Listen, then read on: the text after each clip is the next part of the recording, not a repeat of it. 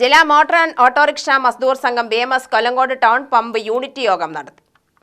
തൊഴിലാളികളുടെ അവകാശങ്ങൾ ചൂഷണം ചെയ്യുന്ന ഭരണമാണ് കേരളത്തിൽ നടക്കുന്നതെന്ന് യൂണിറ്റ് യോഗം കുറ്റപ്പെടുത്തി.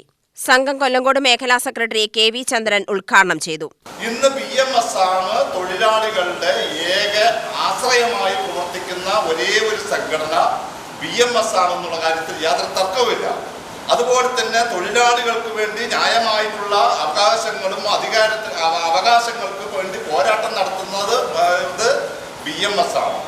നാട്ടില് തൊഴിൽ പ്രശ്നങ്ങൾ ഇല്ലാണ്ടോ തൊഴിലാളികൾക്കെല്ലാം സുഭിക്ഷമായിട്ടാണോ? അല്ല, ഇത് നമുക്ക് ഇതാണ് അല്ല.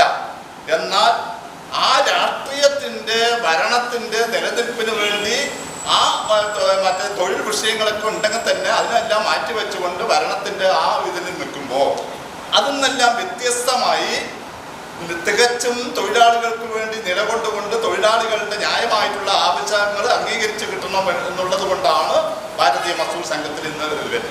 K. രാജൻ അധ്യക്ഷനായി, C. Parameswaran, V. Mohanan, Vellara, M. Chokkalingam, M. Praveen, S. Ratheesh, M. Prasad, M. Shivan, G. Saju, A. Sasi എന്നിവർ പ്രസംഗിച്ചു.